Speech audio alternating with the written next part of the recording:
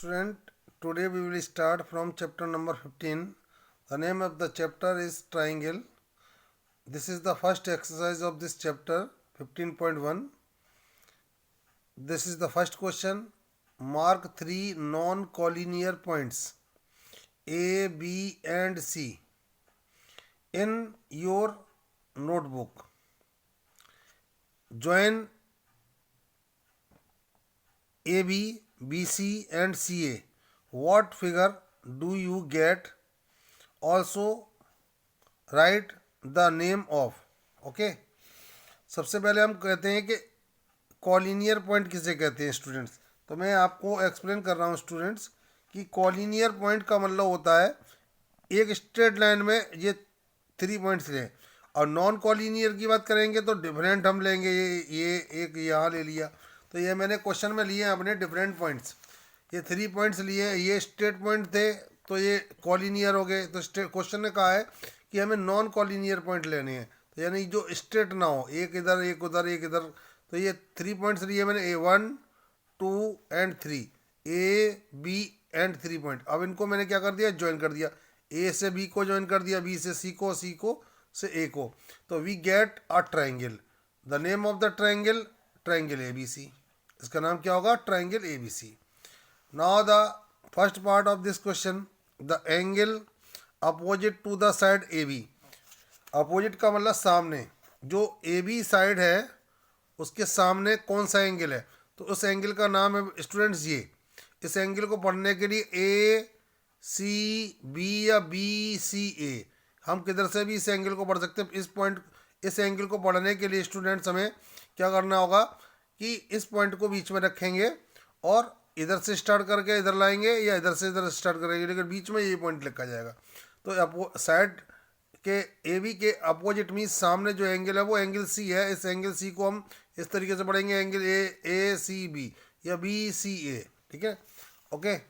The side opposite to angle ABC।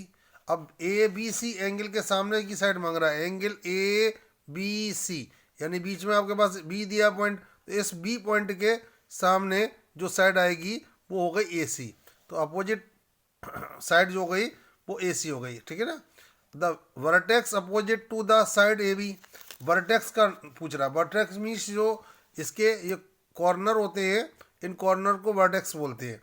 अब वो बोल रहा है कि AB के अपोजिट जो वर्टेक्स है, तो AB साइड हमारे पास ये है, तो वर्टेक्स का नाम हो गया C। ये एंगल नहीं पूछ रहा, वर्टेक्स पूछ रहा है, कोने का नाम, तो वो वर्टेक्स हो गया आपके पास C। This is the D part of this question students. The side opposite to vertex A। जो वर्टेक्स A के सामने जो साइड आ रही है वो कौन सी है, देखते हैं हमको। अपने वर्टेक्स तो A हो गया, इसके सामने जो साइड आ रही है अपोजिट, तो BC साइड हो गई। तो this is the answer of D part of this question. B side BC जो है अपोजिट वर्टेक्स A के सामने की जो साइड है, तो अपोजिट का मतलब होता है सामने वाली। ठीक है ना, ठीक, सामने वाली। Student, this is the question number 2 of exercise 15.1 in a triangle ABC। एक ट्रायंगल है, हमने ABC एक ट्रायंगल बनाया।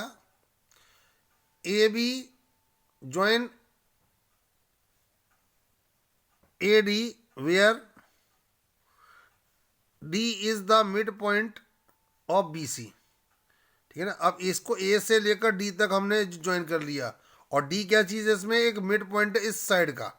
मिड पॉइंट का मतलब ये B एंड C पॉइंट के जस्ट बीच में आ रहा है, जैसे बोलेंगे D पॉइंट को मिड पॉइंट, और D is the mid point of BC। How many triangles are formed, किसमें कितने ट्राइंगल्स बने, और name all the triangles so formed, इसमें बनेंगे कितने ट्राइंगल्स तरीके से। तो ये पहला फर्स्ट ट्राइंगल आपके पास ये हो गया ABC।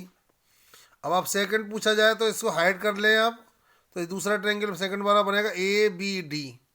तो सेकंड ट्रायंगल हो गया आपके पास ABD, और थर्ड ट्रायंगल पूछा जाएगा तो ADC या ACD। ट्रायंगल को आप किधर से भी पढ़ सकते हैं।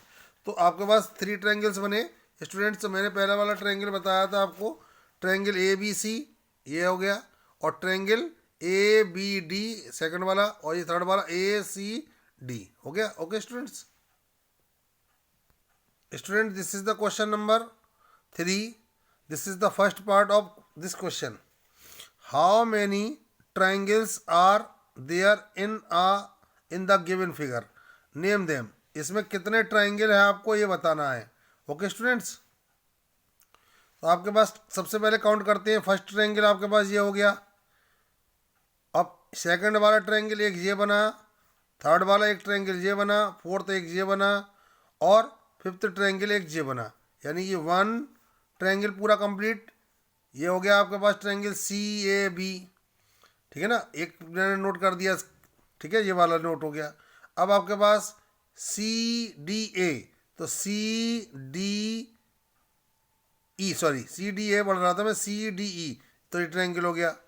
अब इस प्रकार अब डी ए एफ, तो डी ए एफ ये एक ट्रायंगल जो हो गया आपके पास. ठीक है ना. अब आपके पास कौन सा ट्रायंगल इसके बाद स्टूडेंट्स, ई एफ बी, तो ई एफ बी एक ट्रायंगल जो हो गया. अब बीच में बचा आपके पास डी ई एफ, ये एक ट्रायंगल जो हो गया. तो 1 2 3 4 4 ट्रायंगल्स तो ये होगा, और एक कंप्लीट बड़ा वाला ट्रायंगल हो गया.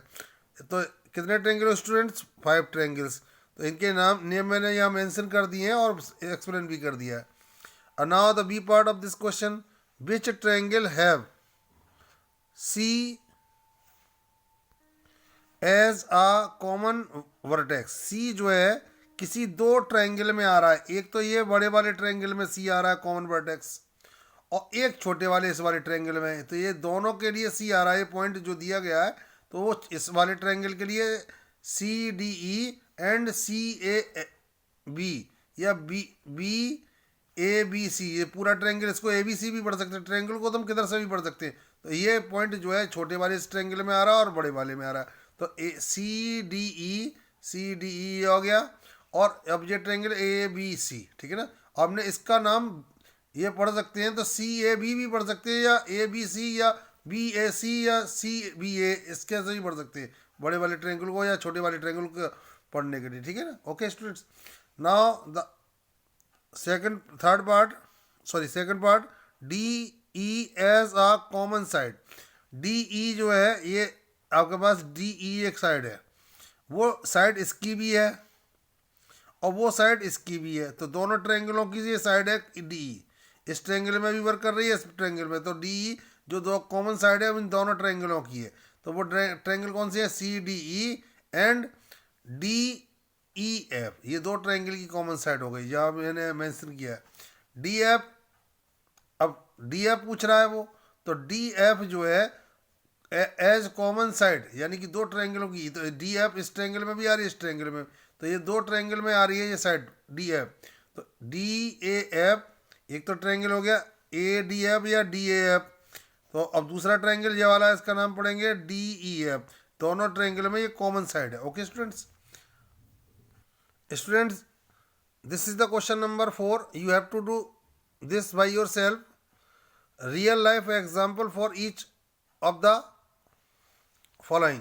आइसोसेलेस ट्रायंगल, जैसे आइसोसेलेस ट्रायंगल आप लेते हो जो पिज़्ज़ा स्लाइस होती है. ठीक है ना. उसमें पिज़्ज़ा स्लाइस में जैसे पिज़्ज़ा की जो स्लाइस लेते हैं इस तरीके से होता है वो. ठीक है ना. तो इसमें एक ट्रायंगल बना सकते हैं जिससे दोनों साइड इक्वल होती हैं, तो आइसोसेलेस ट्रायंगल वहाँ बन सकता है. ठीक है ना. तो ये पिज़्ज़ा स्लाइस जो होगी, और एक्यूट में भी, इसमें भी एक्यूट में भी यही एग्जाम्पल ले सकते हैं. इक्विलेटरल ट्रायंगल जो होते हैं, जो रोड पर हाईवे पर जो बोर्ड लगे रहते हैं, यील्ड बोर्ड्स. ठीक है ना. इस तरीके से यील्ड बोर्ड लगे रहते हैं हाईवेज पर, नेशनल हाईवेज वगैरह पर. वो जो है इक्विलेटरल ट्रायंगल के एग्जाम्पल हैं, यानी कि उसमें ऑल साइड्स आर इक्वल होती हैं उसमें सभी. स्केलन ट्रायंगल्स जो होते हैं स्टूडेंट्स, वो स्केलन ट्रायंगल्स जैसे कि हम ले सकते हैं, जो सेट स्क्वायर मिलता है आप लोगों को, तो उसमें एक बड़ा वाला ट्रायंगल शेप में होता है और एक छोटा वाला होता है. ठीक है ना.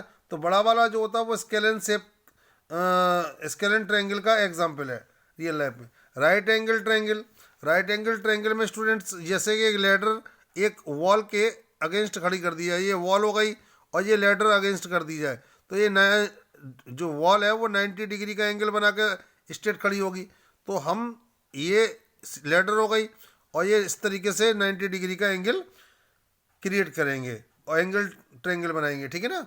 तो ये this is the example of a ladder leaning against a wall. ये एग्जाम्पल हो गया। Okay students, student classify the following as acute, right angle और ऑब्ट्यूज एंगल। आपको ये ट्राइंगल्स दे रखे हैं, इन ट्राइंगल्स में आपको पता लगाना है कि कौन सा एक्यूट है, कौन सा राइट है, कौन सा ऑब्ट्यूज है। जिस ट्राइंगल में all angles are less than 90 degree, यानी जितने भी एंगल्स दिए हैं, 3 एंगल्स दिए जाते हैं और 3 एंगल्स, ईच एंगल की वैल्यू 90 डिग्री से कम होनी चाहिए, और 90 डिग्री से कम होगी तो वो एक्यूट एंगल्ड ट्रायंगल होगा। ठीक है ना, कौन सा होगा, मैं बाई मिस्टेक लिख गया हूँ, एंगल्ड रॉ लगाना है मुझे, एंगल्ड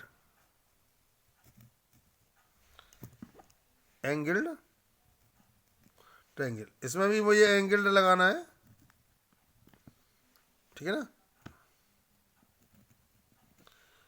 सभी में। ओके, तो आपको लिखना है ये सभी 90 डिग्री से छोटे हैं, इसलिए ये एक्यूट एंगल्ड ट्रायंगल हो गए। अब तो ये एक्यूट एंगल्ड ट्रायंगल का एग्जांपल हो गया। अब ये यहाँ पर 90 डिग्री का जिस भी ट्रायंगल में वन एंगल 90 डिग्री होगा तो उसे राइट एंगल्ड ट्रायंगल कहेंगे। ठीक है ना। ओके स्टूडेंट्स, तो students this is the example of right angle triangle, and now I am going to explain the C part. This is a triangle, but which type of triangle? तो आपके पास acute angle triangle है, right angle है, obtuse है। If any one angle of a triangle is more than 90 degree, यदि किसी triangle में कोई एक एंगल 90 डिग्री से एबव होता है, ग्रेटर होता है, तो वो ट्रायंगल जो होता है वो एक्यूट एंगल ट्रायंगल होता है। जैसे 90 से एबव है यानी ग्रेटर है, तो it means this triangle is greater than 90 degree, so it is an obtuse angled triangle. Okay, अब इसमें हमारे पास 90 डिग्री का फिर आ गया, जैसे ऊपर 90 डिग्री का दिया हुआ था, जिसमें कोई एक एंगल 90 डिग्री का होता है तो that angle is will be वो राइट एंगल ट्रायंगल्ड। ठीक है ना, वो राइट एंगल ट्रायंगल होगा। ठीक है ना, तो इसमें 90 डिग्री का एंगल आ गया, तो 90 डिग्री का एंगल होने के कारण ये हमारे पास राइट एंगल ट्रायंगल हो गया। ओके स्टूडेंट्स, ये तो ये स्टूडेंट्स आपके पास एंगल पर बेस्ड ट्रायंगल थे। अब मैं आपको एक्सप्लेन करने जा रहा हूँ साइड के according. This is the question number 6। The dimensions of triangle A B C are given, state whether it is scalene, isosceles और इक्विलेटरल ट्रायंगल। अब आपको देखना कि आइसो स्केलन का मतलब होता है जिस ट्रायंगल की ऑल साइड्स डिफरेंट हो, यानी सेम ना हो, तो इसे स्केलन कहेंगे। और जिसमें 2 साइड्स आर इक्वल होंगी, कोई भी साइड 2 इक्वल हो जाए तो इस आइसोसेलेस होगा। और ये ऑल साइड्स आर इक्वल, तो that means that triangle will be equilateral triangle. जिसमें डिफरेंट है तीनों साइड, तो स्केलन 2 साइड इक्वल है, 2 साइड्स इक्वल है, तो आइसोसेलेस, और ऑल साइड्स आर इक्वल है, इट मीन्स इक्विलेटरल ट्रायंगल। तो हमारे पास A B 3 centimetre, 4 centimetre, 6 centimetre, here all sides are different, so this is a scalene triangle. Okay, here first side 4, second side 4 and third side 3, so here 2 sides are equal, where 2 sides are equal, that triangle will be isosceles triangle, so it is a isosceles triangle का example हो गया। अब 6 6 6 all sides are equal in this triangle, all sides are equal, so this is an equilateral triangle। here 4 centimetre, 3 centimetre, 5 centimetre, यहाँ आपके पास 3 sides different हैं, यानी कोई भी साइड सेम नहीं है। जब कोई भी साइड सेम नहीं होगी तो स्केलन ट्रायंगल होगा। This is the example of scalene triangle. Okay students, question number 7, true and false, do by yourself. Okay students.